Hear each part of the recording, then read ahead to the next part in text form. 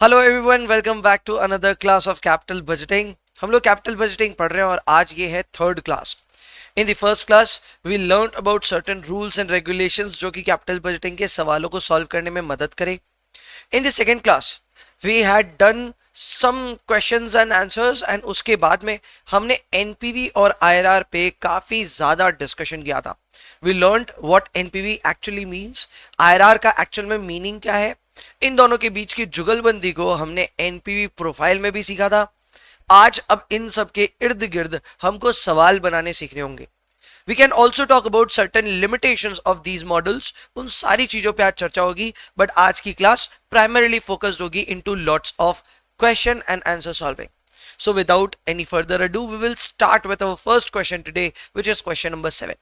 आइए शुरुआत करते हैं। So talking of the question, here it is. Question number 7 हमारा इंतजार कर रहा है। आ जाइए। In this question we are required to calculate NPV. NPV कैसे निकलती है? For calculating NPV we need present value of cash inflows and उसके बाद हम उसमें से initial investment को माइनस करके NPV निकाल सकते हैं। हमें बस यही चेक करना है यार, हम पहले कैश फ्लोज तक तो पहुंच जाए ना। कैश फ्लोज तक अगर आप पहुंच गए तो आपका काम आसान हो जाएगा। ठीक है, तो हम सबसे पहला ट्राई यही करेंगे, हम कैश फ्लोज तक पहुंचे, कैश फ्लोज से पीवी निकाले, पीवी का टोटल करें, उसमें से इनिशियल इन्वेस्टमेंट माइनस करें to do this task. Let's see can we do so. सवाल में बोला है that there are two projects के नाम है ए एंड बी। दोनों का कॉस्टिंग है 60 लाख रुपीज, यानी दोनों के इनिशियल इन्वेस्टमेंट्स है 60 lakh rupees. Projects mutually exclusive है, यानी दोनों में से कोई एक ही सेलेक्ट होगा। Life of project A is 4 years while for project B is 3 years. Now this is a little challenging. ये जो लाइन है ना, ये लाइन एक स्पेशल केस की तरफ हमको लेके जा रहा है। लास्ट में अगर ये हमसे डिसीजन मेकिंग का सवाल पूछे तो ये एक स्पेशल कैटेगरी का सवाल हो जाएगा, because this will become a situation of life disparity. Life disparity वो सिचुएशन होती है वहां जहां आप दो प्रोजेक्ट्स को कंपीट तो कर रहे हो लेकिन उन दोनों की लाइफ ही सेम नहीं है। यहाँ पे एक प्रोजेक्ट 4 साल का है, एक प्रोजेक्ट 3 साल का है, यानी one project stands for 4 years, the other one stands for only 3 years. So definitely their lives are not same, and if their lives are not same, this is a case of life disparity. But I believe they won't go to that extent. ये लोग simple रखेंगे, ये सिर्फ NPV calculate करने के लिए हमको बोलेंगे। आगे अपने को बोला है कि दोनों का सैल्वेज भी निल है, यानी कि डेप्रिसिएशन करना will be easier. Tax rate is given 33.99%। I don't like this kind of rate, but ठीक है, दिया है तो मानना पड़ेगा। And cost of capital for the purpose of discounting is given to be 15%। दोनों प्रोजेक्ट्स के लिए आप देख सकते हैं लैक्स में फिगर्स दिए हुए हैं। We have to compute NPV, but one important term is missing here. यहाँ पे ये जो अमाउंट दी हुई है ये है क्या, इन्हें डिफाइन ही नहीं किया गया है। It should have been either cash flows और पीबीटीटी और पैट, क्या है ये पता नहीं। तो ये लाइन यहां से मिस हो गई है, it's a typo error.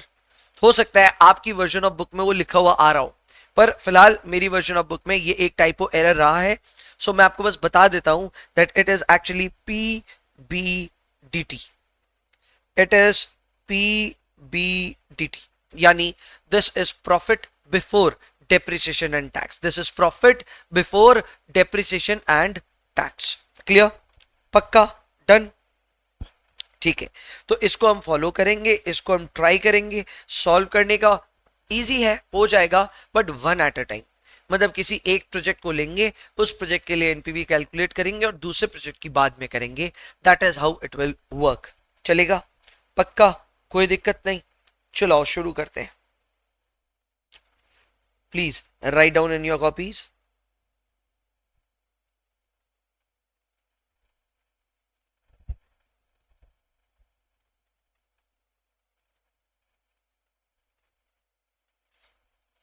Okay. Solution to question number 7.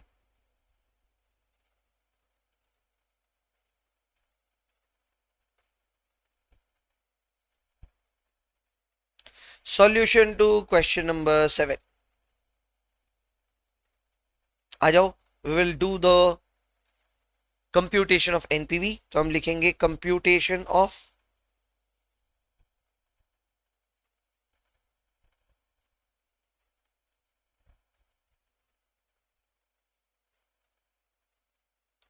Net present value.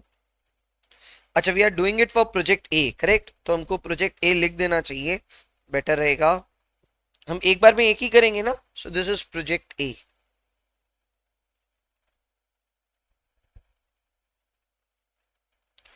Perfect. पहला कॉलम वुड बी यर, दूसरा column will be PBDT, all the information is in rupees lakhs, then a column, अच्छा rupees lakhs अलग से ही लिख देते हैं, easy रहेगा।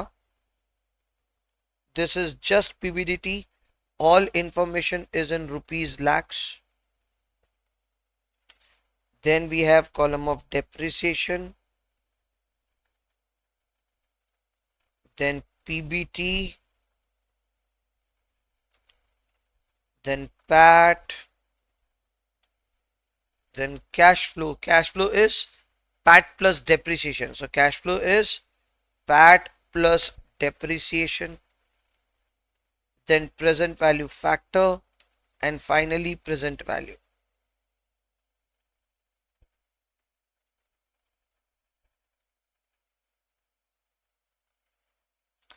यहां तक प्लीज कॉपी कीजिए। ये इतने कॉलम्स बन रहे हैं, your, PBDT, depreciation, PBT, PAT, and cash flow, PVF, and 15%.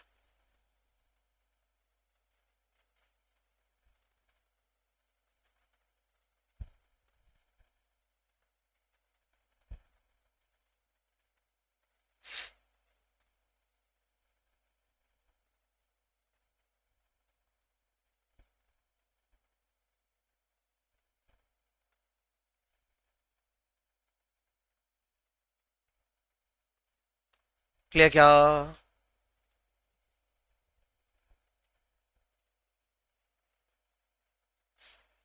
चलो आ जाओ, एक एक करके यहां पे सारे कैश फ्लोज कैलकुलेट कर लेते हैं।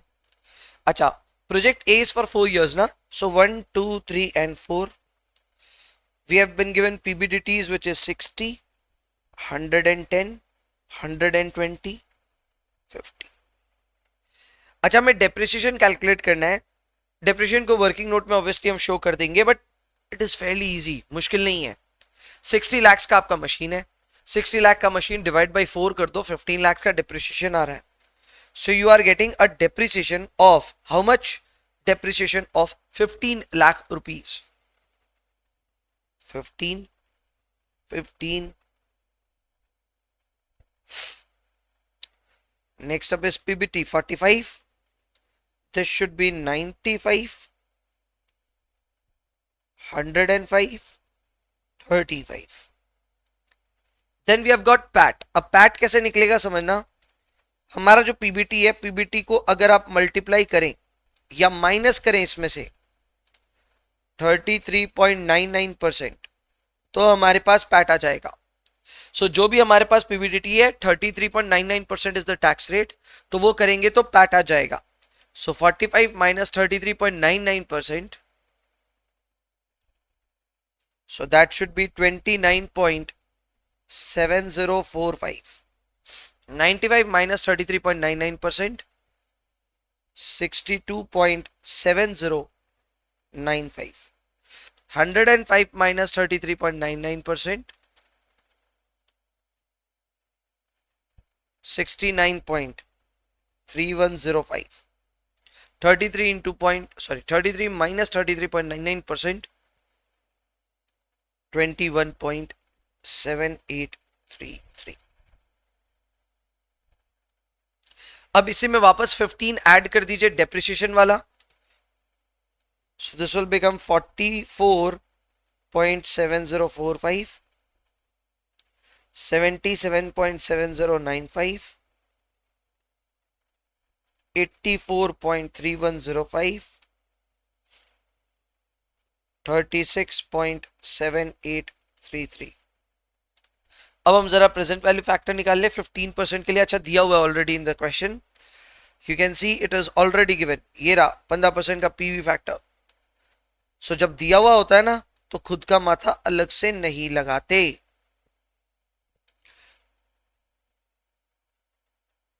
थोड़ा स्पेस मैनेजमेंट और बेटर करेंगे अगले टाइम से।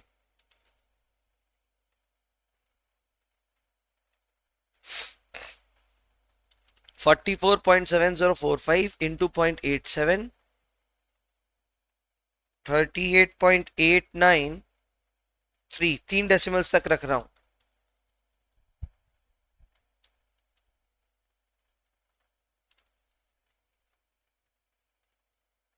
$58.748,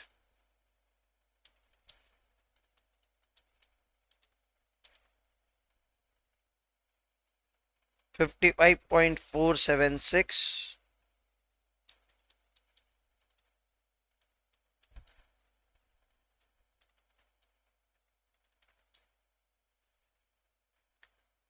21.040. Let's do the total. 174.157.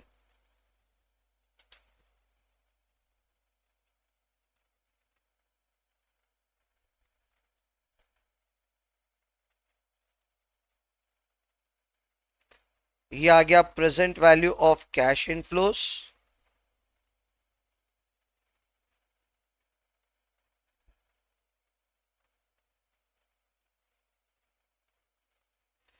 इसमें से हमने डिडक्ट किया 60 lakhs का इनिशियल इन्वेस्टमेंट,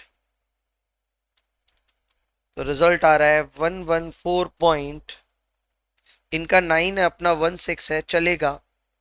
ये लोग बहुत ज्यादा राउंडिंग ऑफ किए होंगे, अपने नहीं किए, इसलिए रिजल्ट ये आ रहा है।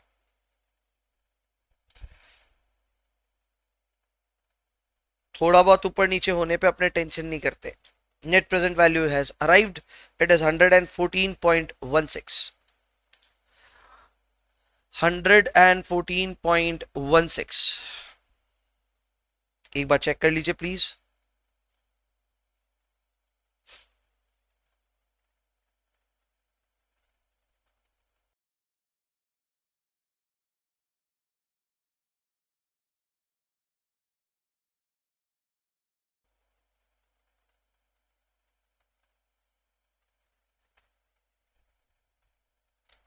डन क्या?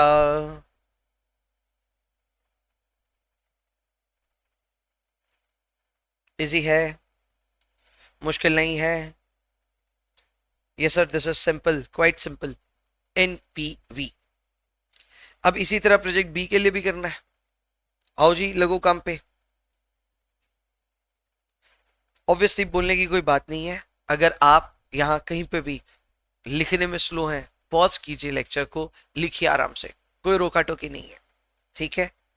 चलो आओ जी, दिस इज डन।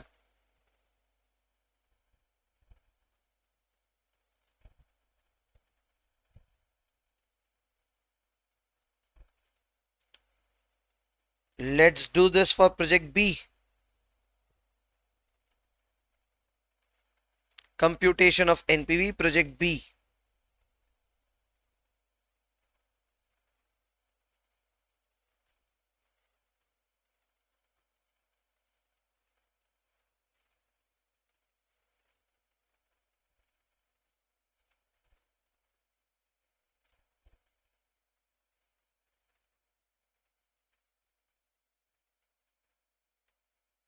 देखो अब की और थोड़ी सी ज्यादा मैंने ना स्पेस मैनेजमेंट बेटर करी है। अब मैंने थोड़ी सी स्पेस मैनेजमेंट बेटर करी है।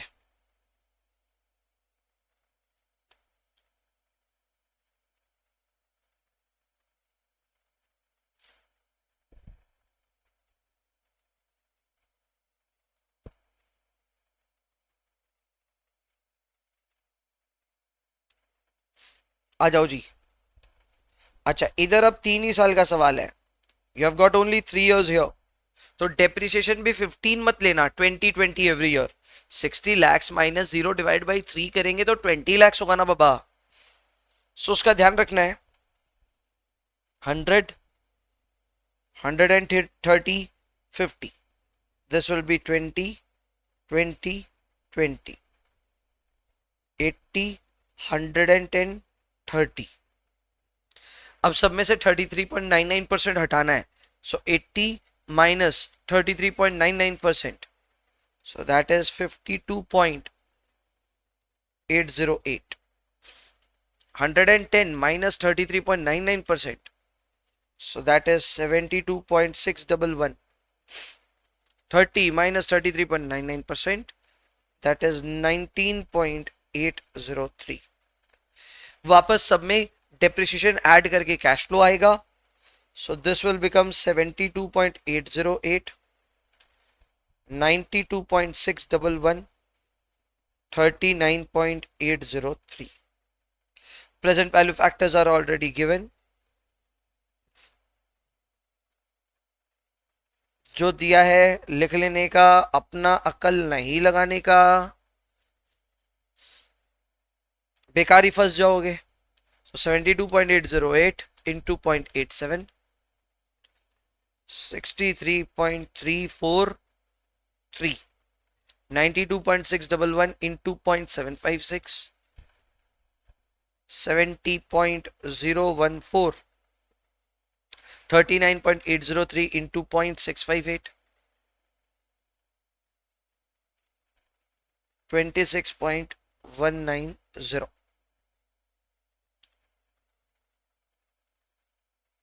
159.547. इसे हम कहेंगे present value of cash inflows.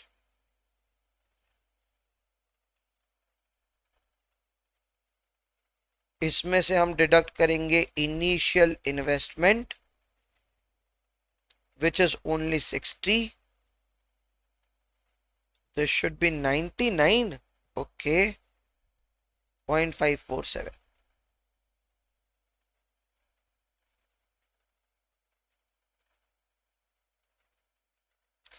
$99.547. अरे वाह, ये देखा जाए तो ये तो एग्जैक्ट मिल रहा है. मतलब वी आर वेरी क्लोज. ऊपर वाला भी क्लोज होना चाहिए था. ऊपर वाला भी क्लोज होना चाहिए था. हुआ नहीं तो थोड़ा सा अटपटा लग रहा है मुझे. एक बार टोटलिंग चेक कर लेंगे.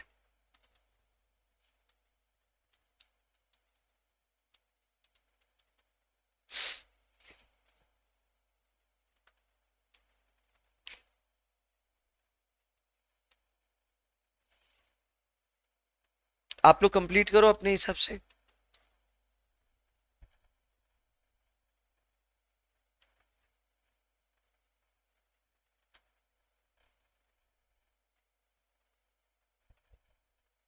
ओके. ये लास्ट वाला कैश फ्लो ही गलत लिखा है क्या? चलो गलती पकड़ में आ जाए तो बहुत बढ़िया. ये नंबर ही कहां से आया भगवान जाने. So all these values are actually wrong.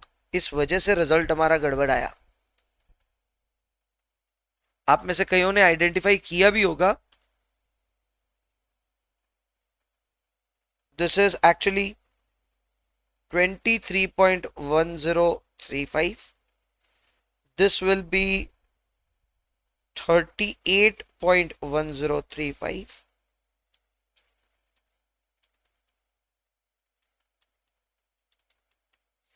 This will be 21.795. Let's do the Ganit again.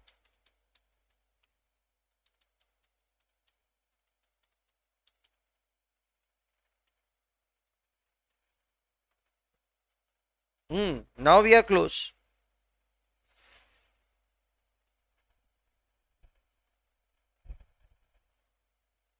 लो जी, अब ठीक आया. एक गलती थी मेरी. I have admitted this. ये वाला वैल्यू अपना गलत लिखे थे. अब सही लिख दिया. रिजल्ट भी ठीक कर दिया. एंड ये है फॉर प्रोजेक्ट बी. एक बार दोनों को आप देखना चाहें, अगर all the changes that we have done, गौर कर लीजिए. रिजल्ट्स अपने सामने है. सिर्फ वर्किंग नोट्स बनाने से ये सवाल कंप्लीट हो जाएगा. वर्किंग नोट भी सिर्फ डेप्रिसिएशन का ही चाहिएगा और कोई चीज का नहीं चाहिए.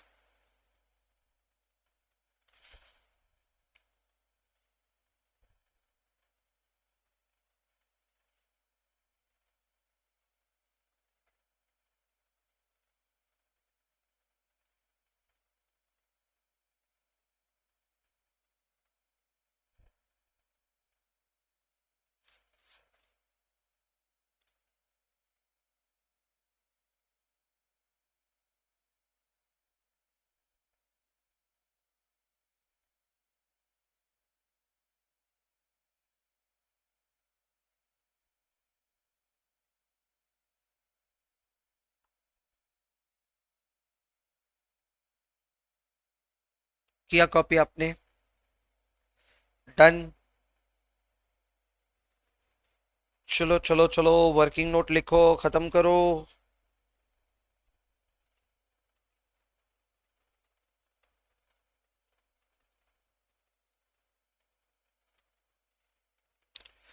Working notes, working notes.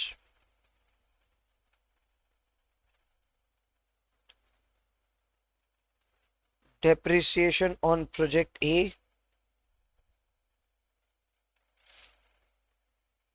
60 lakhs minus 0 divided by 4, so that will be 15 lakhs, obviously per annum. Number 2, depreciation on project B, 60 lakhs minus 0 divided by 3, so that will be 20 lakhs per annum. Done. Khatam.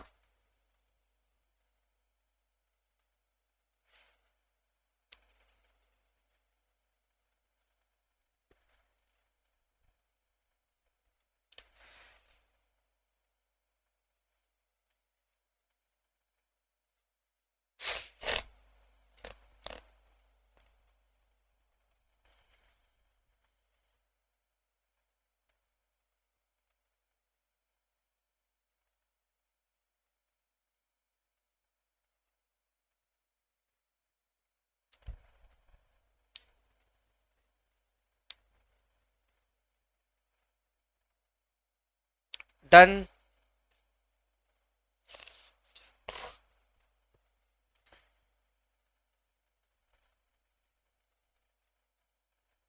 चलो एक concept लिखेंगे।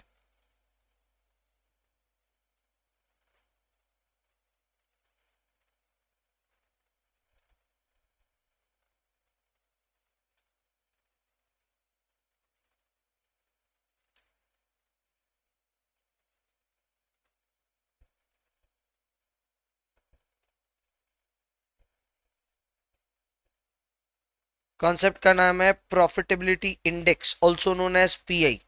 इसके और भी बहुत नाम है, ध्यान रखना। Profitability index, also known as PI, also known by various names. एकदम सिंपल सा कॉन्सेप्ट है, आपने पढ़े हुए भी है इंटरमीडिएट में, so it's not a new concept. सबसे पहले आप इसके दो फॉर्मूले हैं, दोनों लिखेंगे। PI is equal to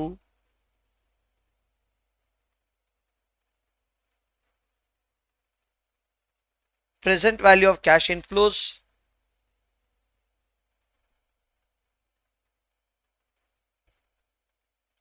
divided by initial investment। Present value of cash inflows divided by initial investment. देखा जाए तो एनपीवी में हम यही दो इनपुट्स को यूज करते हैं, लेकिन आपस में इनको सब्ट्रैक्ट करते हैं। So what we do in NPV, हम करते हैं पीवी ऑफ कैश इनफ्लोज, उसमें से इनिशियल इन्वेस्टमेंट को घटाते हैं, तब आता है एनपीवी। यहां पे हम दोनों को आपस में एक फ्रैक्शन में डाल रहे हैं, डिवाइड कर रहे हैं एक दूसरे से। Clear? So PV of cash inflows को जब आप डिवाइड करें by initial investment, you will land up to a value of PI. एक और फॉर्मूला है विच इज 1 प्लस एनपीवी, यानी कि net present value, divided by I which is initial investment. Initial investment को ही हम आई कह रहे हैं, सो it is basically a formula of 1 plus NPV by I. और देखा जाए तो दोनों फॉर्मूले सेम ही है, कोई डिफरेंट नहीं है। प्रेजेंटेशन करने का अलग तरीका है, रिजल्ट सेम आना है। The result will be same.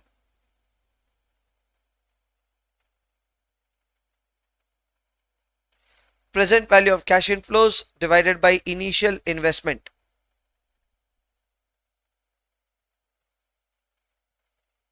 Number 2,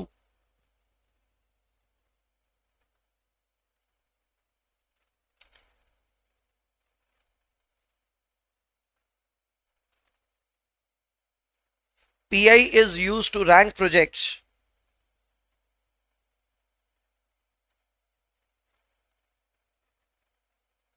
in situation of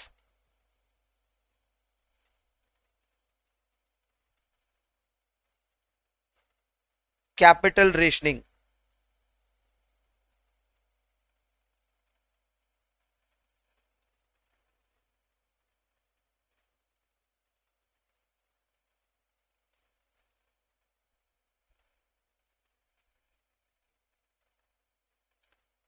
PI can also be used to evaluate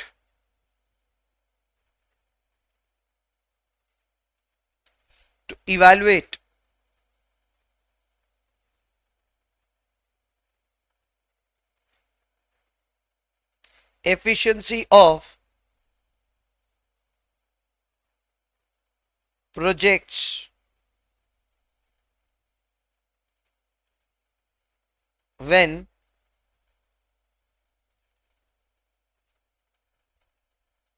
they are they are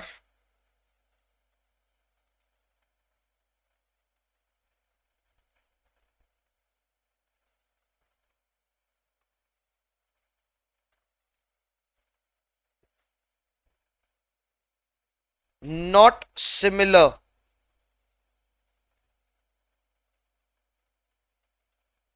in terms of scale।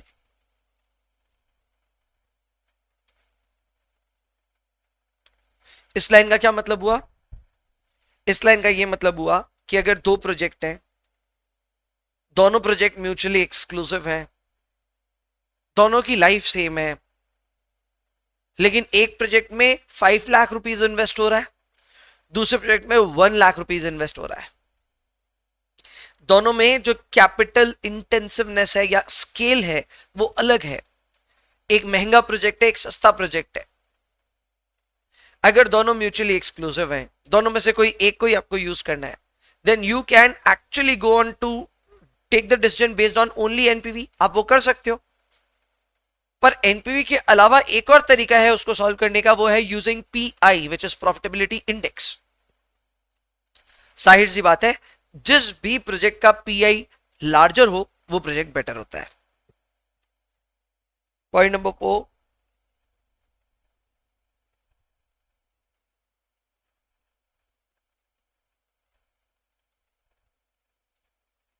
Pi के लिए रूल है higher the better.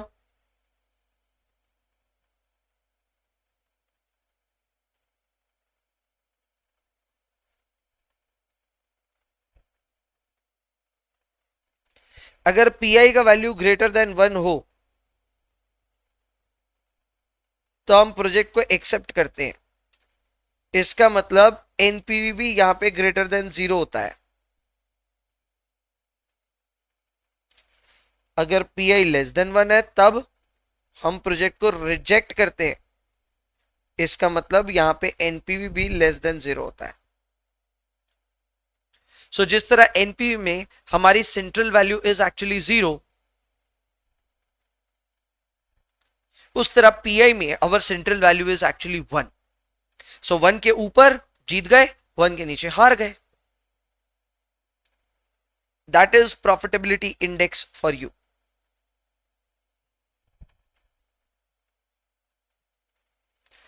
Sixth and final point, sometimes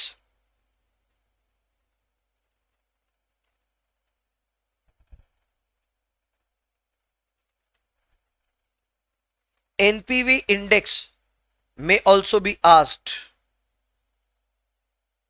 Sometimes NPV index में also be asked. वैसे तो NPV index बोल करके कुछ ऐसा स्पेशली कोई आइटम होता नहीं है, बट मैंने एक आधा सवालों में देखा हुआ है जहां they ask us NPV index बताओ, तो वो होता क्या है? NPV index is basically pi -1। जो भी आपका पीआई यानी प्रॉफिटेबिलिटी इंडेक्स आएगा, उसमें से अगर आप 1 हटा दोगे तो जो बचेगा उसे हम कहेंगे एनपीवी इंडेक्स। या फिर आप इसको सिंपली इस फॉर्मूले से भी कैलकुलेट कर सकते हो, NPV divided by initial investment. NPV divided by initial investment.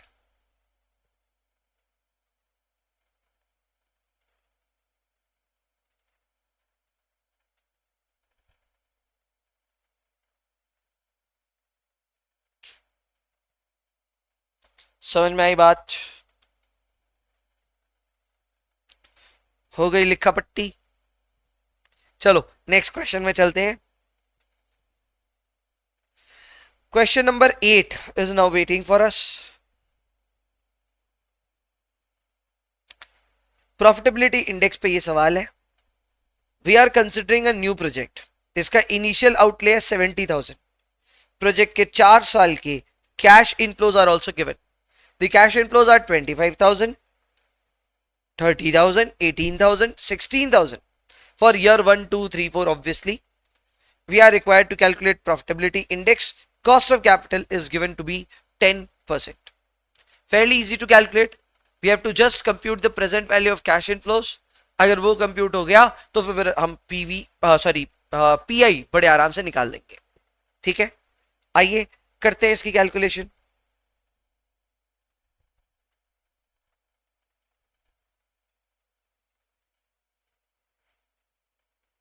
Please लिखिए solution to question number 8।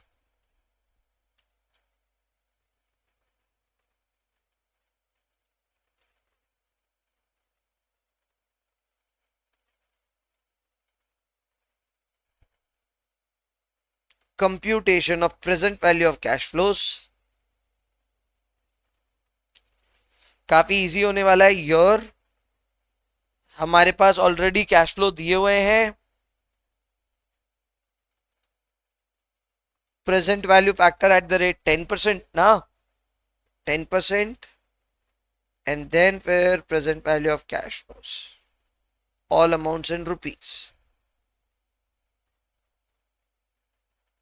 Done. 1, 2, 3, 4। First year का कैश फ्लो 25,000, 30,000, 18,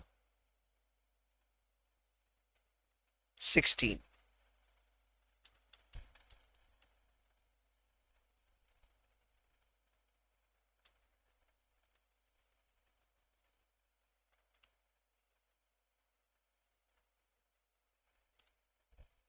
अब इस चीज को लेकर के जो बहस है, प्रेजेंट वैल्यू फैक्टर का 3 डेसिमल ले कि 4 ले, ये बहस भाई कंटिन्यू होगी। इंटरमीडिएट में भी यही बहस चलती थी, फाइनल में भी यही चलेगी। कोई उपाय नहीं है रे बाबा, इन सब चीजों का कोई उपाय नहीं है, ये ऐसे ही चलेगा। फाइनेंशियल मैनेजमेंट में ये समस्याएं हमेशा रहेंगी।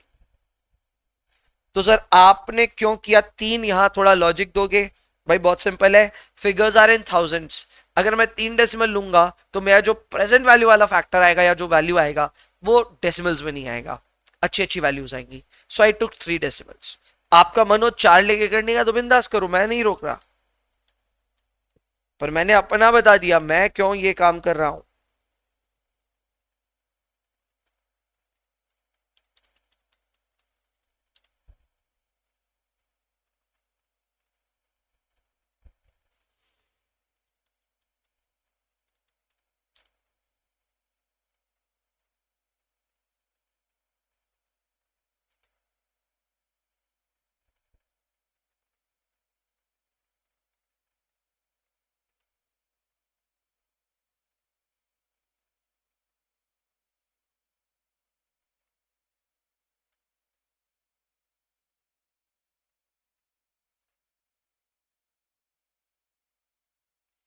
Therefore, PI is equal to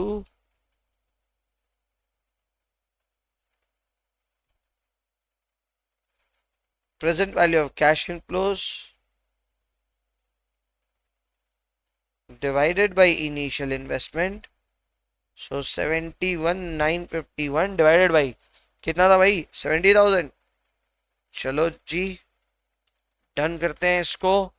1.028। चलो 1.028 आपने बोला, हमने मान लिया। टाइम्स लिखने की भी जरूरत नहीं है, 1.028 इज सफिशिएंट, इससे भी आपका काम हो जाएगा। 1.028 is the PI यानी कि profitability index. Very simple, very बचकाना, not a problem at all.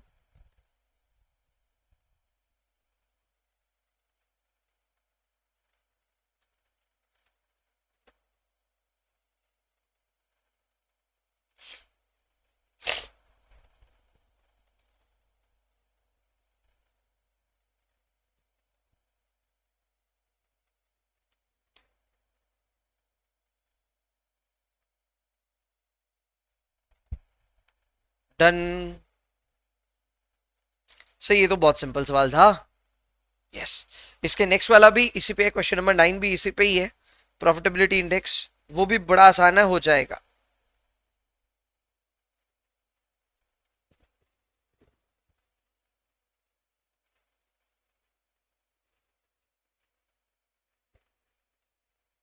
Question number 9।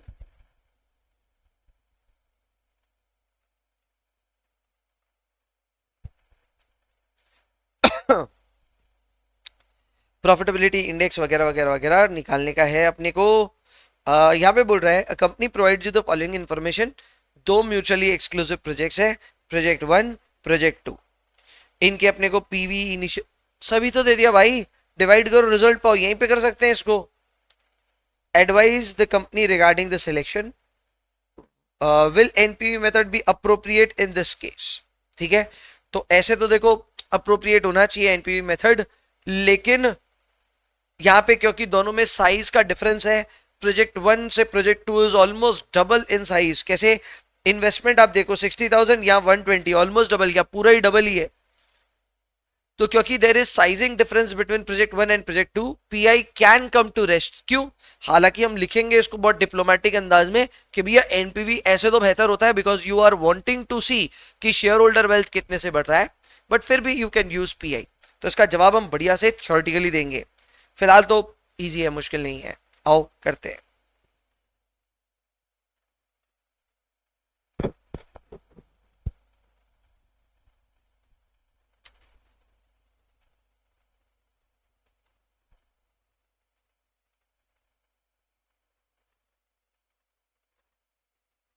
Computation of NPV and PI. We have got two projects. So projects,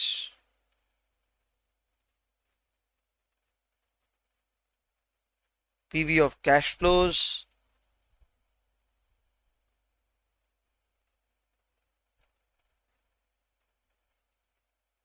initial outlay,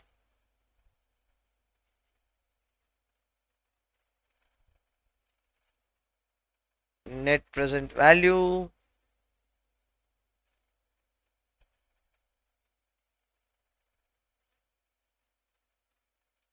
profitability index। दो project है अपने पास में। Project number 1 का present value of cash flows is 75,000, इसका 1,40,000। 60, 120, NPV is 15,000, here is 20,000। अब profitability index के लिए हम करेंगे 75,000 by 60,000, so that is 1.25, and 140 by 120 करेंगे तो ये आ रहा है 1.17, या 67 कर देते हैं, 1.167।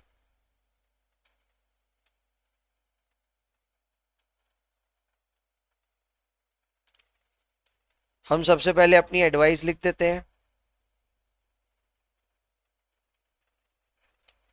As per NPV method,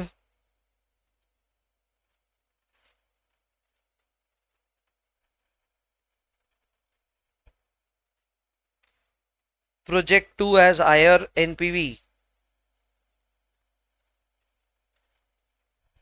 than project 1। As per NPV method, project 2 has higher NPV than project 1, hence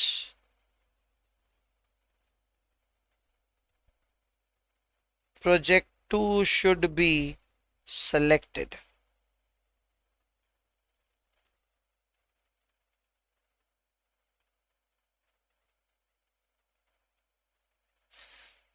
Number 2, PI method।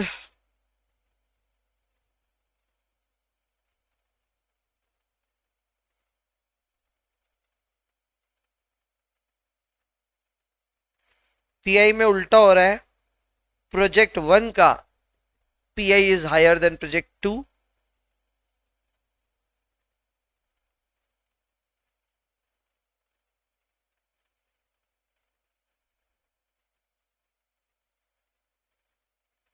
Hence project 1 should be selected.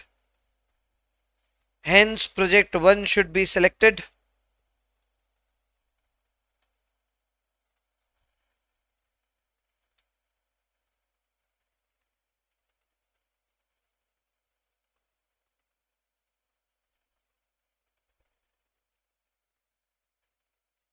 Next हमें कमेंट करना on appropriateness of NPV. Next we have to comment on appropriateness of NPV. पहले आप ऊपर का इतना लिखो, फिर appropriateness of NPV के ऊपर में भी अपने चर्चा करेंगे.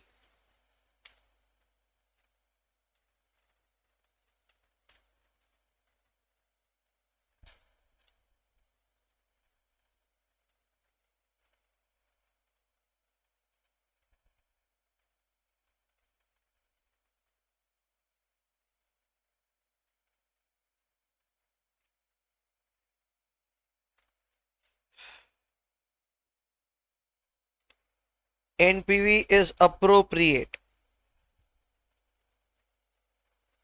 when we consider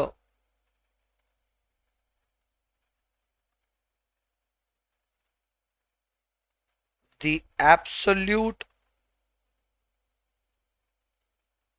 amount of gain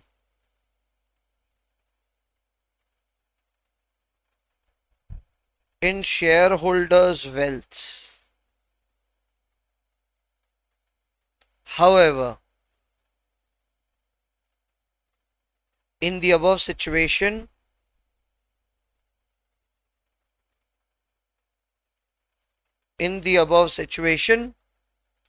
however, in the above situation,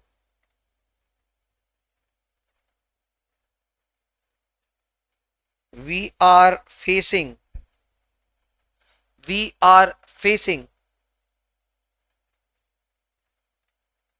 a size disparity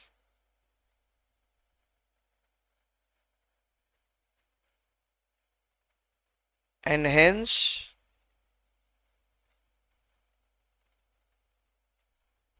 PI method may be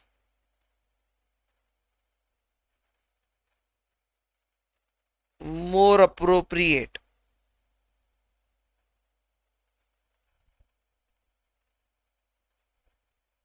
than the NPV method. PI method NPV method से बेहतर हो सकता है. क्यों? क्योंकि साइजिंग डिफरेंस की हम बात कर रहे हैं.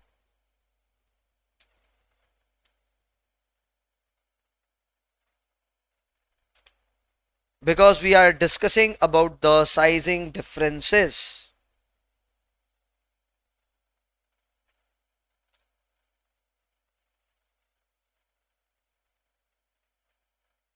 Done. Easy. प्लीज कॉपी कर लीजिए.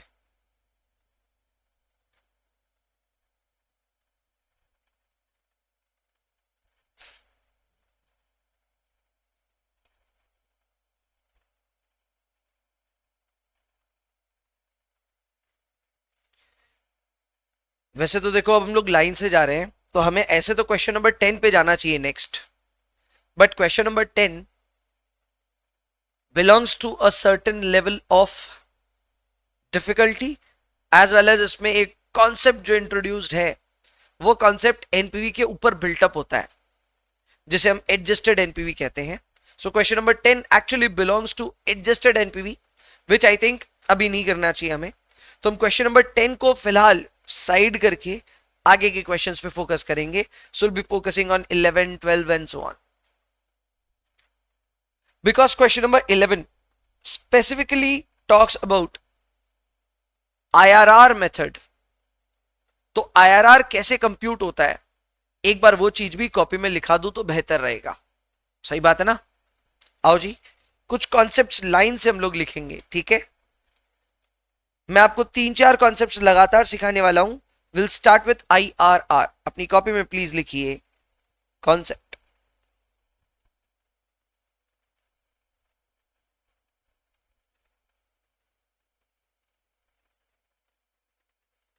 How to calculate IRR. How to calculate IRR? Step 1.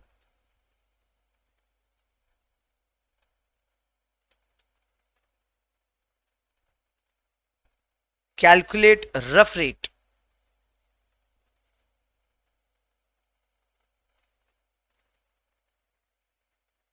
Rough rate निकालने के लिए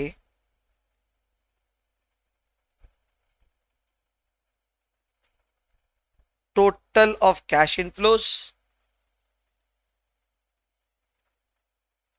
minus initial investment divided by initial investment into n मतलब नंबर ऑफ पीरियड्स या नंबर ऑफ इयर्स इनटू 100. ये rough rate calculate करने का एक रफ सा तरीका है. जितने भी आपके कैश इनफ्लोज हैं उन सब का टोटल लगाओ, उसमें से इनिशियल इन्वेस्टमेंट घटाओ, फिर डिवाइड करो bye initial investment and multiplied, obviously वो मल्टीप्लाइड है with number of years into the project into 100 करना है. घबराइए मत, ये अपने थोड़ी देर में कर पाएंगे, खुद से भी होगा अपने से. Step number 2, calculate first estimate of IRR. Calculate first estimate of IRR.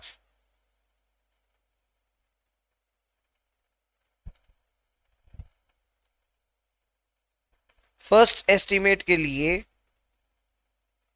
आप रफ रेट लें और उसमें 1.50 मल्टीप्लाई कर दें. जो भी आपका रफ रेट आया उसमें 1.50 मल्टीप्लाई कर दें.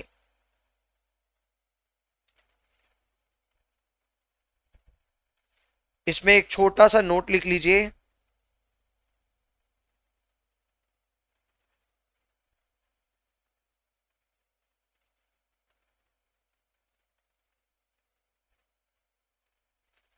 एक छोटा सा कॉशनरी नोट लिखवा दिया मैंने कि ये जो मैंने इनटू 1.5 वाला काम करवाया है ये जरूरी नहीं है हर बार काम करेगा.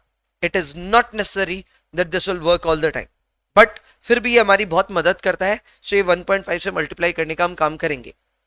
कभी इसको 1.5 की जगह 2 से भी मल्टीप्लाई करना होता है, कभी 1 से भी करना होता है. इसके कई कारण हो सकते हैं, बट मैं उतना कॉम्प्लिकेटेड नहीं करके ऊपर ऊपर से आपको यही बात बता रहा हूं कि आप 1.5 से मल्टीप्लाई कीजिए. You might and up to get your first estimate of IRR.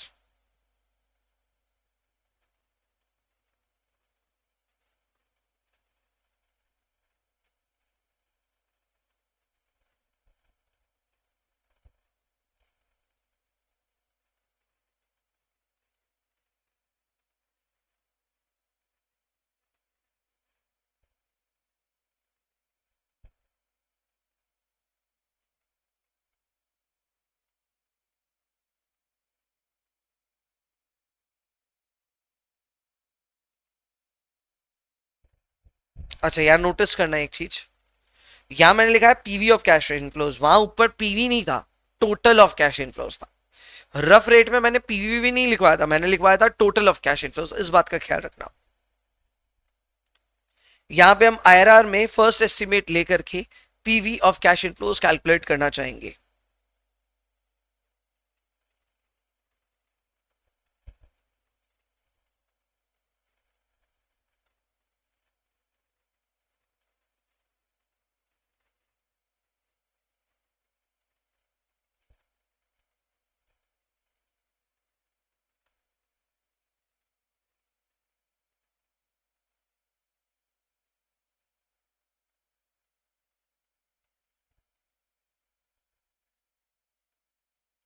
जब अपना फर्स्ट एस्टिमेट पे पीवी आएगा ना, अपने को अंदाजा लग जाएगा कि अपना सेकंड एस्टिमेट क्या होना चाहिए. सवाल करेंगे तो समझ में आ जाएगा, लेकिन फर्स्ट एस्टिमेट पर पीवी आने के बाद ही पता चल जाएगा सेकंड एस्टिमेट अपना क्या होना चाहिए, उसके ऊपर कि उसके नीचे. अकॉर्डिंगली हमें सेकंड एस्टिमेट लेना चाहिए आईआरआर का और फिर कैलकुलेट करना चाहिए PV of cash inflows.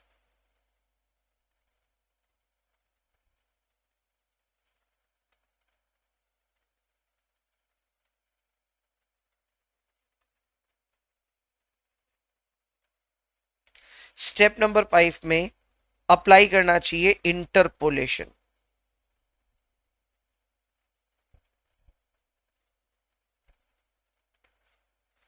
Step number 5 में हमें अप्लाई करना चाहिए इंटरपोलेशन। इंटरपोलेशन के लिए एक छोटा सा मैं इक्वेशन बनवाता हूं, जिस इक्वेशन को अगर आप ठीक से अप्लाई करें आपका रिजल्ट आ जाएगा हर बार। And that equation is R. R is the IRR that you are looking for. आप आईआरआर ढूंढ रहे हो ना, so R is the IRR. इसमें से जो भी आपने दो रेट्स ली, उन रेट्स में से एक छोटी रेट होगी और एक हायर रेट होगी, lower rate higher rate. So lower rate को आप माइनस करेंगे,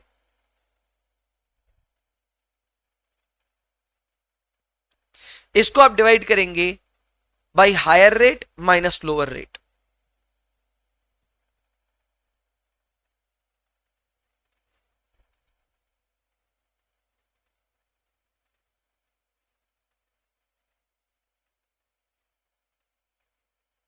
फॉर्मूला लिखते जाइए, अभी ये थोड़ा कन्विंसिंग कम लगेगा आपको, gradually you will get it. अभी प्लीज बस फॉर्मूला लिखते जाइए।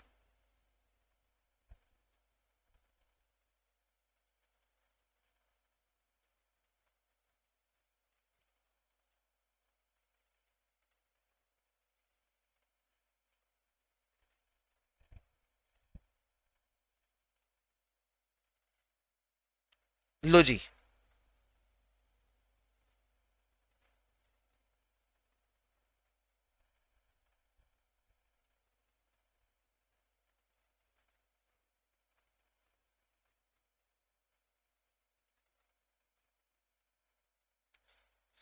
लास्ट में आर को सॉल्व कर लेना, वही आपका आई आर आर होगा।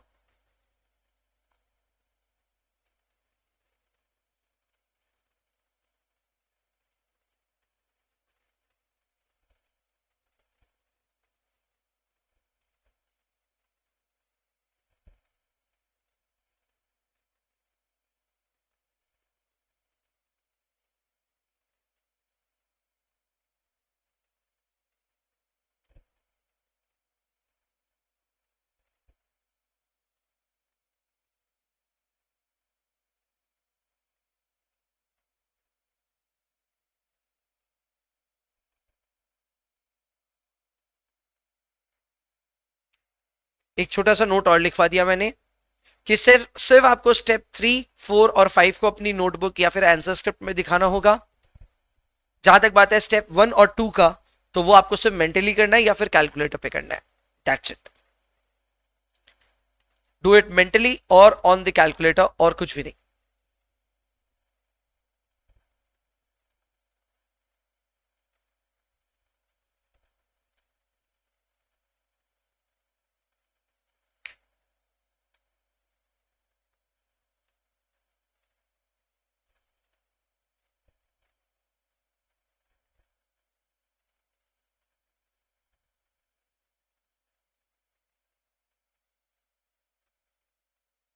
डन हुआ क्या?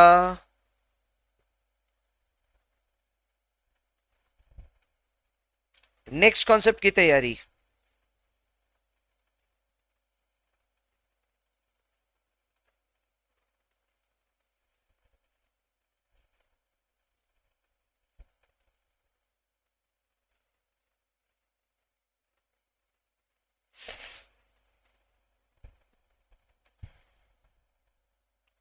Next concept is limitations of NPV and IRR.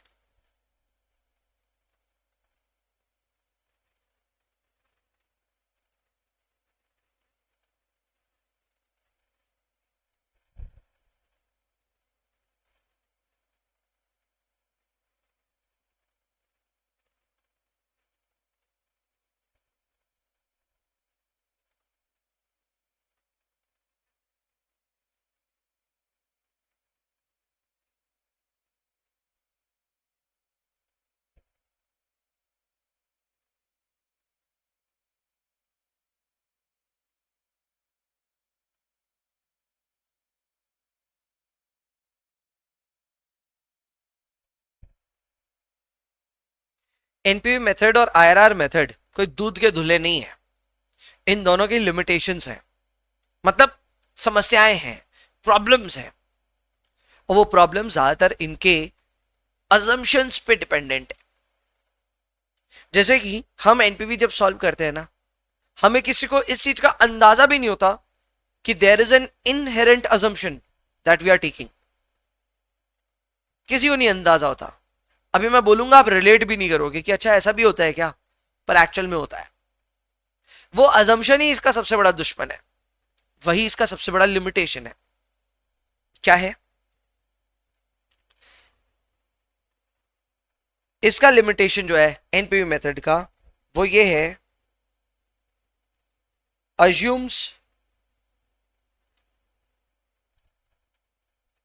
reinvestment rate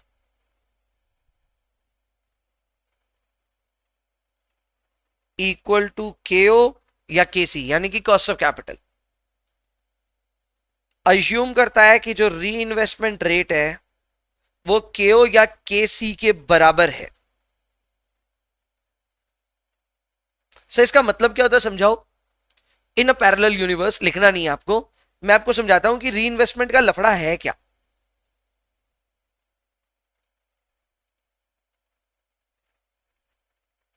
री इन्वेस्टमेंट का लफड़ा यह है कि अगर मान लो आप किसी प्रोजेक्ट की एनपीवी इवैल्यूएट कर रहे हो, जिस प्रोजेक्ट में आपने 50,000 इन्वेस्ट किए थे ईयर 0 पे, 20,000 करके आपको मान लो अगले 4 साल तक मिल रहा था,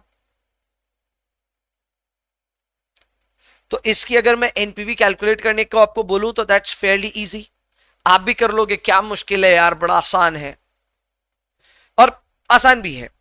आप कॉस्ट ऑफ कैपिटल पूछोगे, कॉस्ट ऑफ कैपिटल आते ही आपको एन्युटी दिख रहा है, so you will do 20,000 into PVIFA. So what you will do, 20,000 into PVIFA. इस PVIFA के लिए आप कॉस्ट ऑफ कैपिटल को ढूंढोगे, और क्योंकि ये 4 साल का सवाल है तो you will do it for 4 years. ये करते ही आपका पीवी ऑफ कैश इनफ्लोज आ जाता है, उसमें से आप माइनस कर देते हैं अपने इनिशियल इन्वेस्टमेंट को, विच इज 50,000 हियर। तो जैसे ही आप इसमें से 50,000 माइनस करेंगे, you will get your NPV. यही तो करते हैं हम, नया क्या है, हम हमेशा ही यही करते हैं। इट इज सो इजी, बात सही है, पर हकीकत में ना हम पीछे नहीं आ रहे होते हैं, हकीकत में हम आगे जा रहे होते हैं, हम धीरे धीरे फ्यूचर की तरफ जा रहे होते हैं। तो ऑल्दो आज के दिन एनपीवी क्या आएगा वो हमें पता तो चल गया, पर रियलिटी में हम आज के दिन कोई पैसा नहीं कमा रहे हैं, पैसा कमाएंगे फ्यूचर में। और जब 4 साल पूरे कंप्लीट होंगे इस प्रोजेक्ट को, तब हमारे हाथ में कुछ एक सब्सटैंशियल पैसा होगा, मैं एग्री करता हूं उस बात पे, पर वो पैसा 4 साल बाद आता है। आप ये जरूर शर्त रख सकते हो कि सर ये 20,000 फर्स्ट ईयर में ही तो आ गया, सो 4 साल तो वेट ही नहीं करना पड़ा। बात सही है, लेकिन जब तक प्रोजेक्ट कंप्लीट नहीं होता हम इस पैसे का करेंगे क्या, हम इस पैसे को री इन्वेस्ट कर देते हैं फॉर नेक्स्ट 3 years। हम इसको री इन्वेस्ट कर दिए for next 3 years। Similarly second year पे भी आपको कुछ पैसा मिला, इसको भी आप री इन्वेस्ट कर दिए फॉर 2 years। जो थर्ड ईयर के एंड पे मिला उसको आप री इन्वेस्ट कर दिए for 1 year, and fourth year पे जो पैसा मिला उसको री इन्वेस्ट करने का दरकार नहीं है, that is already standing at year 4। So basically बीच में जो पैसे मिल रहे हैं उस पैसे का आपने किया क्या, आपने उसको री इन्वेस्ट किया होगा। In real life also you will री इन्वेस्ट, लेकिन जब आप उसे री इन्वेस्ट कर रहे हैं तो री इन्वेस्टमेंट किस रेट पे हो रहा है ये सोचने वाली बात है। एंड यहीं पे एनपीवी मेथड आपको बिना बताए इनहेरेंटली एक अजम्पशन ले लेता है दैट री investment is happening at cost of capital, यानी जो हमारा कॉस्ट ऑफ कैपिटल है उसी पे हम अपने पैसे को री इन्वेस्ट कर रहे हैं। क्या यह अजम्पशन सही है लेना? नहीं, सही तो नहीं है, क्योंकि री इन्वेस्टमेंट कोई जरूरी नहीं है कॉस्ट ऑफ कैपिटल पे ही होगा, it could be some other rate. This is the limitation of NPV method. NPV method आपसे बिना पूछे, आपसे बिना इजाजत लिए री इन्वेस्टमेंट अज्यूम कर लेता है कि कॉस्ट ऑफ कैपिटल पे होता है. What if reinvestment rate is something else? Then what? Hence NPV method has a limitation ये reinvestment rate को लेकर के. ठीक है, इसको लिखेंगे कैसे? सिंपल है, इसके आगे आप लिख लीजिए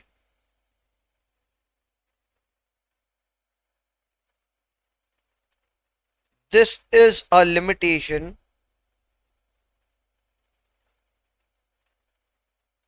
because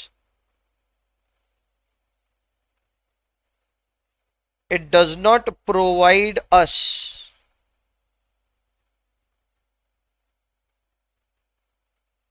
with the flexibility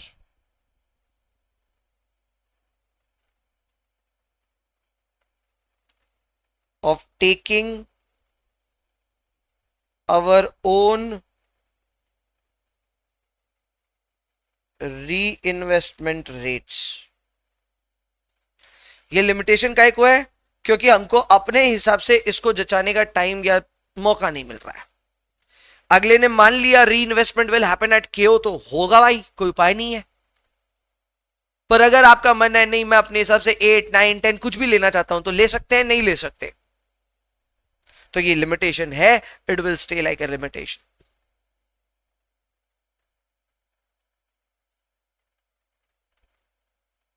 sir IRR का भी यही लफड़ा है क्या? है, पर आईआरआर वहां खत्म नहीं होता. आईआरआर की लिमिटेशन की कहानियां ये हैं कि एक तो ये भी अज्यूम करता है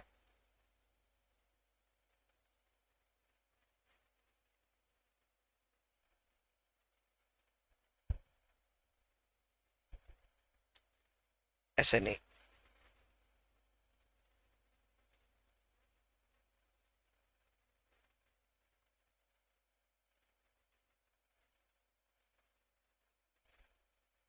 ये अज्यूम करता है कि आपका जो री इन्वेस्टमेंट रेट है वो आईआरआर पे ही हो रहा है. मतलब अगर आपका आईआरआर मान लो आया 20%, तो ये मानता है कि बीच में जितने भी कैश फ्लोज आएंगे उनको भी आप 20% पे ही करोगे री इन्वेस्ट. इस मामले में री इन्वेस्टमेंट जो एनपीवी मानता है वो थोड़ा बेहतर है. वो कंजर्वेटिव अप्रोच लेता है, वो बोलता है भाई तुम कॉस्ट ऑफ कैपिटल पे करोगे, क्योंकि आमतौर पे आईआरआर और कॉस्ट ऑफ कैपिटल में कॉस्ट ऑफ कैपिटल लोअर होता है. सो एनपीवी मेथड बुरा है पर उतना बुरा नहीं है. ये तो पापी है भाई, पापी.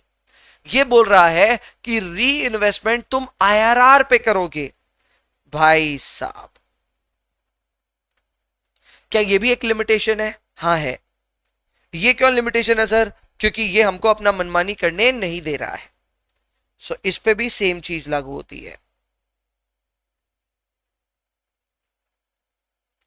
क्या ये लिमिटेशन है? हाँ ये लिमिटेशन है. Why? Because it does not allow us the flexibility of taking our own reinvestment rate. लेकिन आईआरआर वहीं पे पापी खत्म नहीं हुआ उसका पाप.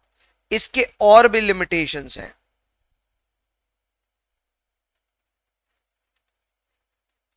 और लिमिटेशंस क्या क्या हैं?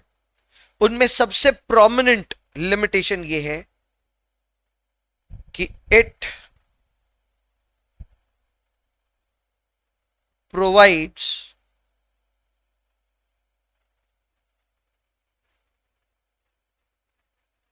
erroneous solution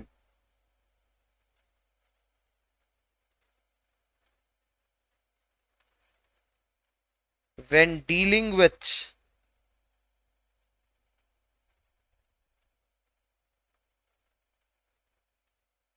unconventional cash flows. Other limitations में यह है, it provides erroneous solutions when dealing with unconventional cash flows. ये क्या होता है अभी थोड़ी देर में आपको पता चल जाएगा. उसमें कैसे कैसे एरर्स आते हैं? उसमें एरर आता है नो आईआरआर या फिर मल्टीपल आईआरआर. नो आईआरआर और मल्टीपल आईआरआर ये इसकी लिमिटेशंस है.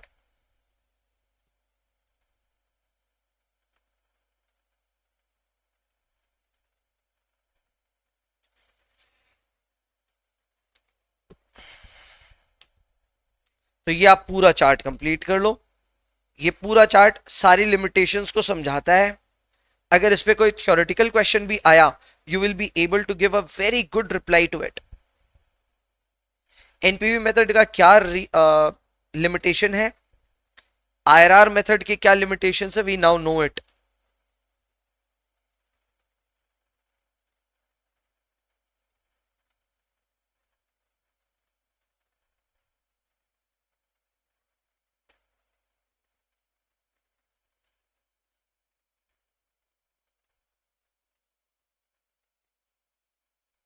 हैव यू गॉट इट दोस्तों?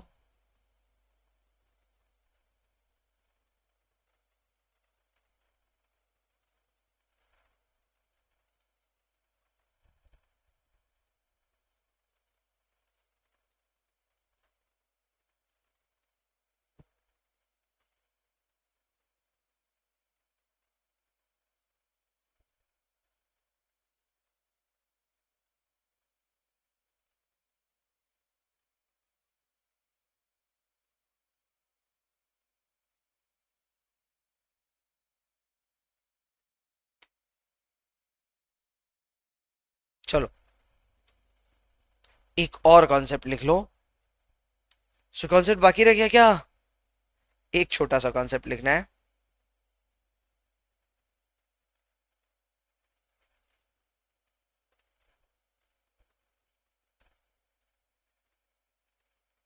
अपने कॉपी इतनी बढ़िया से सजा रहे हैं इस बार कि अपने को कोई प्रॉब्लम नहीं आए एग्जाम टाइम पे, और हर चीज को बहुत इवनली लिखे जा रहे हैं। हर चीज एक बार में नहीं पढ़ करके थोड़ा थोड़ा दूर दूर में पढ़ रहे हैं इस चैप्टर में, क्योंकि एक बार में ना बहुत ज्यादा वो हो जाता है, ओवरवेलमिंग हो जाता है, तो थोड़ा थोड़ा करके पढ़ रहे हैं। और चीजों को स्टोरी फॉर्म में लिख रहा हूं। जैसे अभी हमने लिमिटेशंस को डिस्कस किया, सर ये थियोरेटिकल एरिया था, काहे को डिस्कस किए? क्योंकि इसका नेक्स्ट कॉन्सेप्ट लिमिटेशन से कनेक्टेड है। लिखो आप,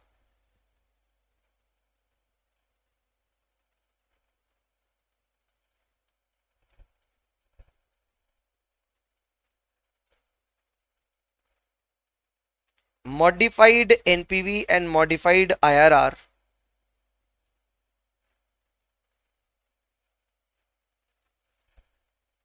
tries to overcome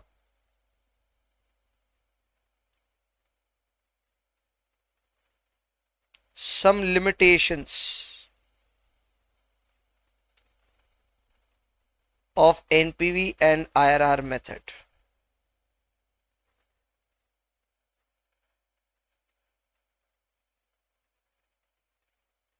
दूसरा पॉइंट लिख लीजिए, these methods consider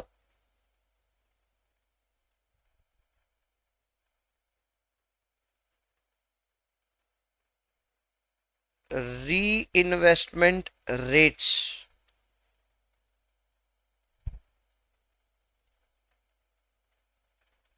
as given in the question and modifies NPV and IRR results. बस इसकी कहानी क्या है वो आपको अब बता दी गई है कि ये जो दोनों मेथड है, modified NPV and modified IRR, ये एनपीवी और आईआरआर के मेथड्स की कुछ लिमिटेशंस को साइड करते हैं। कैसे करते हैं?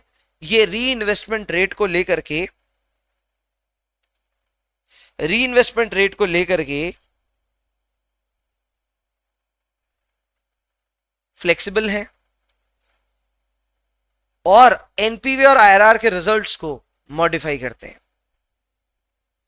रिलेटेड क्वेश्चंस हैं इससे, मेरे ख्याल से question number 13 and question number 14। आज तो शायद समय नहीं मिलेगा यहां तक पहुंचने का, बट ये रिलेटेड रिजल्ट्स हैं, इनके ऊपर हम अगले क्लास में शायद थोड़ी लाइट थ्रो करेंगे। Will try to solve questions around it, ताकि हम थोड़े बेहतर समझ पाए इन कॉन्सेप्ट्स को।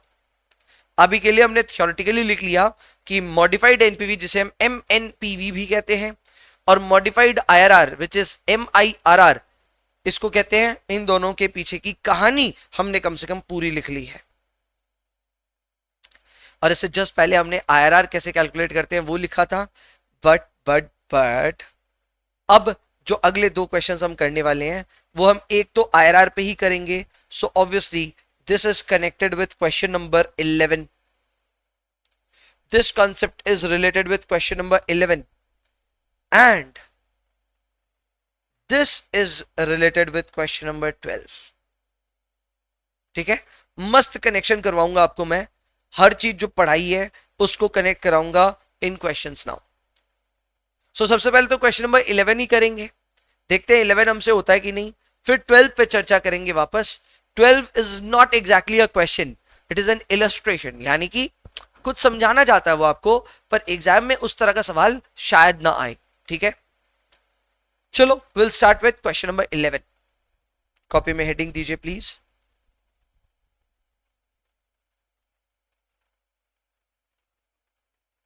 Solution to question number 11।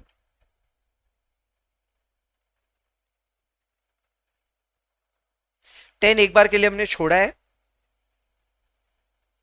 Question number 11 में चलते हैं। क्वेश्चन नंबर 11 में बोल रहा है कि इंटरनल रेट ऑफ रिटर्न अपने को कैलकुलेट करना है, कैश फ्लोज आर गिवन। ठीक बात है, अपने को देखना है रिजल्ट कैसे आएगा। Initial investment 1,10,000, year 1 60,000, year 2 20, then 10, then 50। How do we do so, आइए देखते हैं।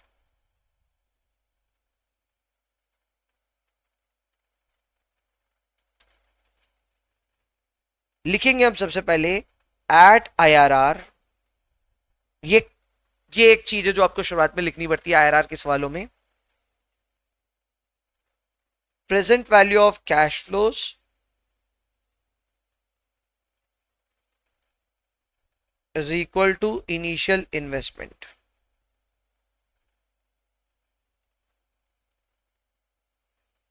Therefore,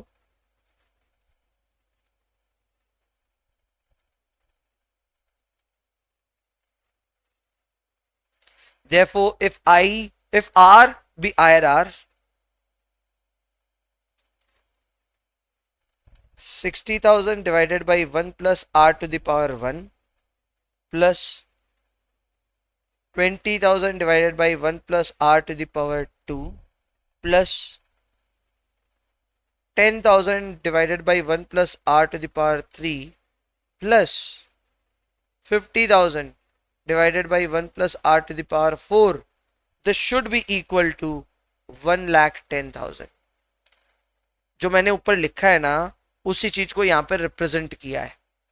मैंने लिखा है अगर आईआरआर पे क्या होता है, हमारे पीवी ऑफ कैश इनफ्लोज और हमारे इनिशियल इन्वेस्टमेंट बराबर हो जाते हैं, यानी एनपीवी 0 हो जाता है। ये तो हम सबको पता है।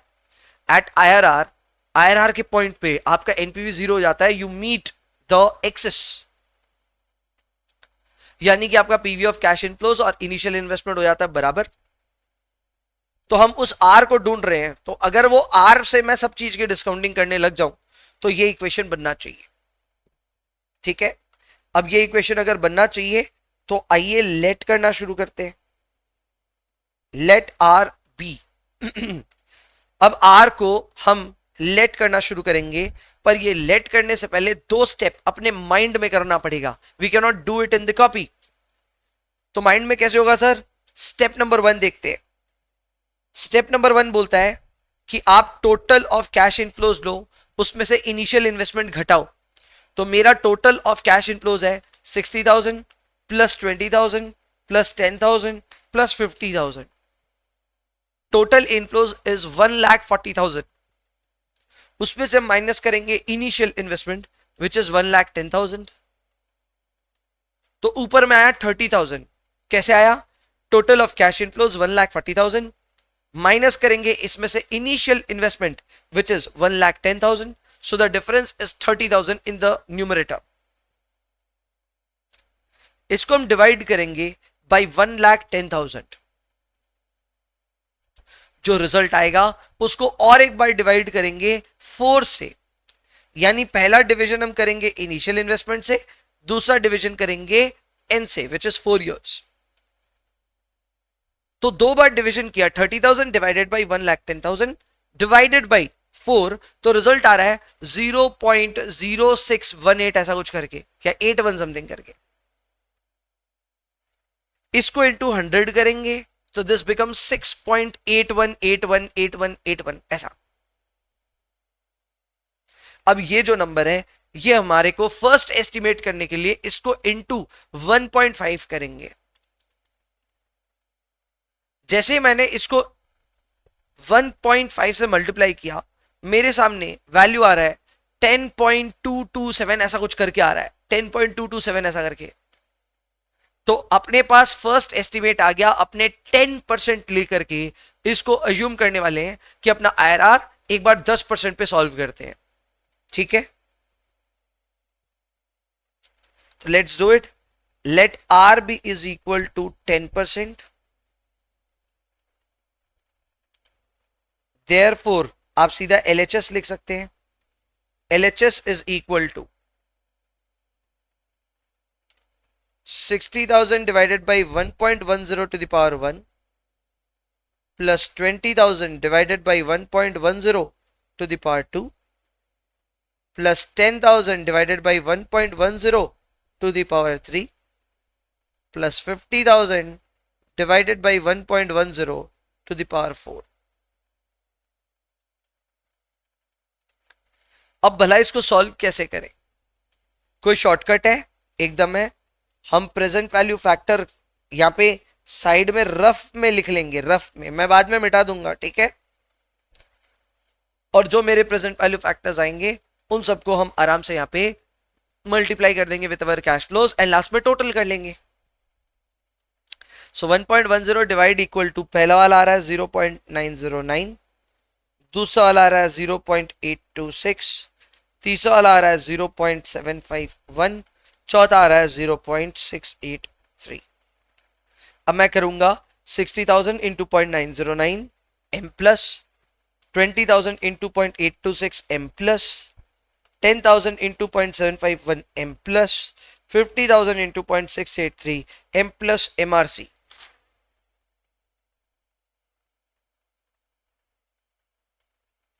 सो ये आ रहा है 1,12,720, 1,12,720,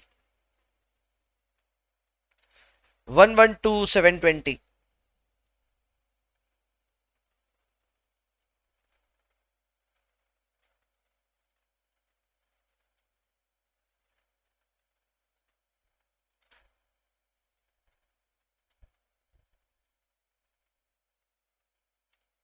ये हमारा फर्स्ट एस्टिमेट था। वी आर वेरी क्लोज, हमें 110 पे पहुंचने का था, हम 112 पे तो पहुंच ही गए।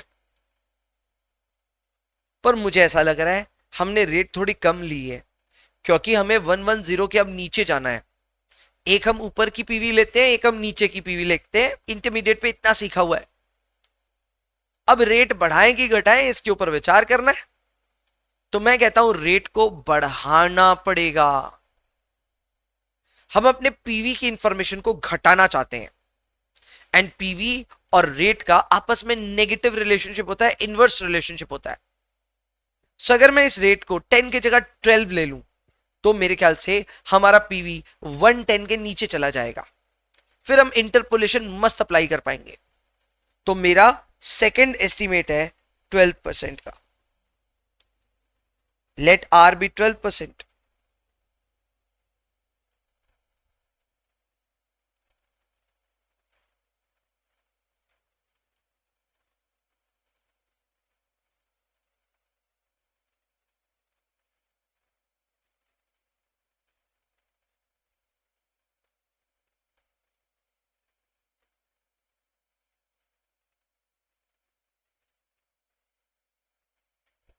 ठीक है,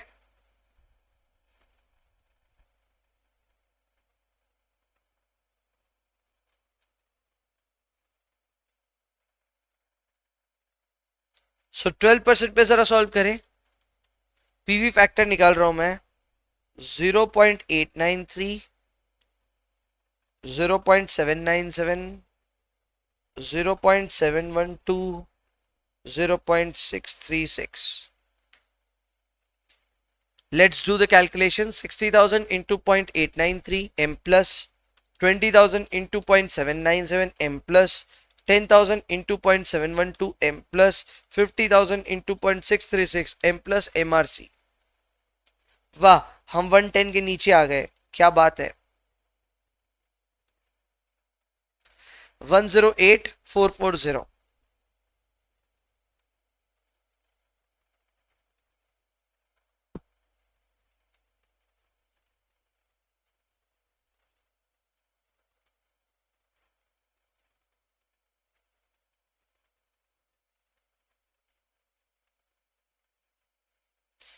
इंटरपोलेशन अप्लाई करने के लिए हम करेंगे R माइनस छोटी वाली रेट डिवाइडेड बाई बड़ी वाली रेट माइनस छोटी वाली rate. So it is R minus 10 by 12 minus 10. हम ढूंढ रहे हैं 1,10,000 की फिगर को. हम एक बार पहुंचे 112,720 पे, एक बार पहुंचे 108,440 पे. सुकून से देखिए हमने क्या किया. मेरा इनिशियल इन्वेस्टमेंट है 110, ये मैंने ले लिया. फिर मेरा प्रेजेंट वैल्यू एट 10% क्या आया, मेरा प्रेजेंट वैल्यू एट 10% आया 112,720. फिर मेरा प्रेजेंट वैल्यू एट 12% क्या आया 108,440. एंड प्रेजेंट वैल्यू एट 10% तो 112,720 आया ही था. इस तरह से अगर आप इसको सजा लेंगे तो अब ये सॉल्व करना आसान हो जाएगा.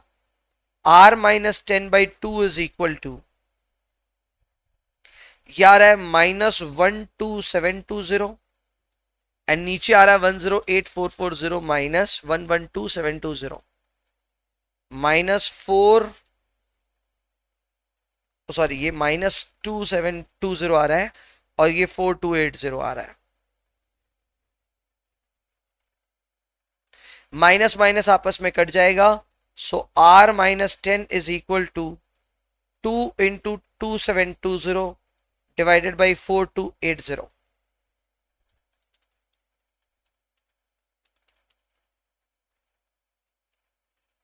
सो ये आ रहा है R is equal to 10 plus 1.27, so that becomes 11.27%.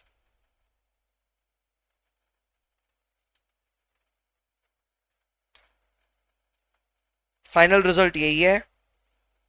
Therefore, internal rate of return is equal to 11.2%. 2728 जो भी अपना क्लोज आया, दिस इज मान्य. 11.27% इज द फाइनल रिजल्ट.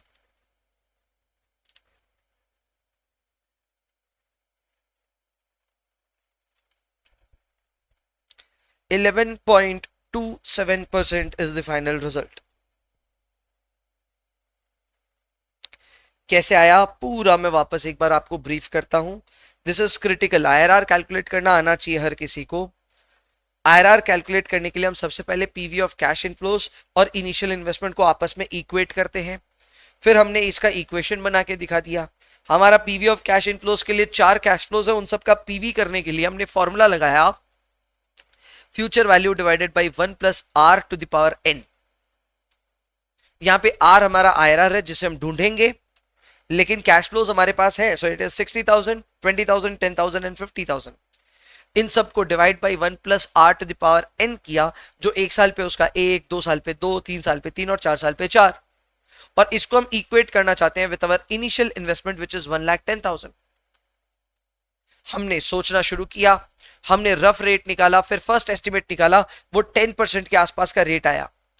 हमने 10% पे कैलकुलेशन किया, पीवी आया 112,720. Was this greater than 110? Yes, it was greater. इसका मतलब हमको ज्यादा रेट चाहिए था इसको नीचे लाने के लिए. तो हमने 10% की जगह 12% पे कैलकुलेशन करी. 12% पे कैलकुलेट करने पे हमारा पीवी 108,440 आया, which was definitely lower than 110,000. फिर क्या था, इंटरपोलेशन अप्लाई किया, r minus 10 divided by 12 minus 10, r का करस्पॉन्डिंग वैल्यू है इनिशियल इन्वेस्टमेंट विच इज 1,10,000, 10 का करस्पॉन्डिंग वैल्यू है present value using 10% which is 112,720, और फिर डिवाइड किया हमने प्रेजेंट वैल्यू एट 12% से which is 108,440 minus present value at 10% which is 112,720। हमने इसको पूरा सॉल्व किया, लास्ट में रिजल्ट आया 11.27%, यानी at 11.27% your present value of cash flows will be equal to your initial investment, यानी यही आपका IRR है। क्लैरिटी आई आपको? All good, done? चलो डन। तो आज के लिए काफी एफर्ट डाला हमने, थोड़ा सा रेस्ट करने का टाइम आ गया। सर शुरुआत की क्लासेस आप थोड़ी स्लो स्लो करा रहे हो, छोटी छोटी करा रहे हो। यस, शुरुआत में I am not trying to emphasise more, 1.5 hours is enough शुरुआत के लिए। ग्रेजुअली हम जाएंगे, ऐसे भी मेरा जो रेंज होगा वो हमेशा 1.5 से 2 आवर्स की क्लास होगा। 2 के बियॉन्ड जाना कम चाहेंगे, कभी कभी उसमें भी जाएंगे, कोई उपाय नहीं होगा तो 2 आवर्स 10-20 मिनट्स हो सकता है कभी कभी हो, but we will try our best कि 1.5 आवर्स से 2 आवर्स के बीच का एक स्वीट स्पॉट हम रखें फॉर एवरी क्लास। इससे हमारा काम थोड़ा आसान होता है, चीजें समझनी ईजी होती है, क्योंकि न्यूमेरिकल है, थोड़ा सा ब्रेक ले लेके पढ़ना बेटर है। बट इस ब्रेक में आज आपके पास जा रहा है एक होमवर्क। होमवर्क क्या होगा? होमवर्क होगा क्वेश्चन नंबर 12।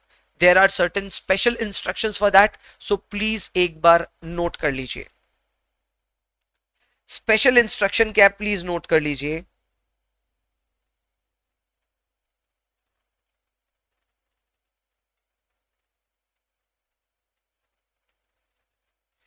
क्वेश्चन नंबर 12 के लिए स्पेशल इंस्ट्रक्शन ये है कि आपको IRR कैलकुलेट करना है। इस क्वेश्चन में हमको आता है IRR कैलकुलेट करना, पर ये IRR कैलकुलेट करना है आपको 2 बार, ठीक है? अटेम्प्ट 1 एंड अटेम्प्ट 2, 2 अटेम्प्ट लेंगे आप। पहले अटेम्प्ट में आप IRR लेंगे 6% अज्यूम करके और 7% अज्यूम करके रेट्स। हमको 2 रेट चाहिए होता है ना इंटरपोलेशन के लिए, तो एक बार आप 6% लेके करेंगे, एक बार आप 7% लेके करेंगे, और दूसरे अटेम्प्ट में आप 36% और 37% लेकर के सॉल्व करेंगे, ठीक है? आप IRR सॉल्व करेंगे एक बार 6 और 7 लेकर के, एक बार 36 और 37 लेकर के। मेरा ये मानना है कि काफी एक्साइटमेंट भरा हो जाएगा ये सवाल। एक ही सवाल, एक ही सेट ऑफ कैश फ्लो, लेकिन 2 बार IRR सॉल्व करेंगे और दोनों बार रिजल्ट आ जाएगा आपका। You will get the results. एक बार 6 और 7 के बीच में आंसर्स दिए हुए ऑलरेडी अपने पास में, 6.66% एक आंसर आएगा, और एक बार सॉल्व करने पे 36.55% भी आएगा। आप इसको सॉल्व करके लेके आओगे, फिर हम इसके ऊपर चर्चा करेंगे कि ये हुआ तो क्यों हुआ, व्हाई डिड दिस हैपन, ठीक है? तो आप इसको डुअल रेट का सवाल मान करके 2 बार सॉल्व करके आएंगे, ठीक है? दैट्स योर होमवर्क, और कुछ नहीं है होमवर्क, आज के लिए इतना ही, ठीक है? I will see you in the next one. तब तक के लिए bye bye, take care, enjoy yourself please, and please पढ़ाई करते रहिए। Bye bye.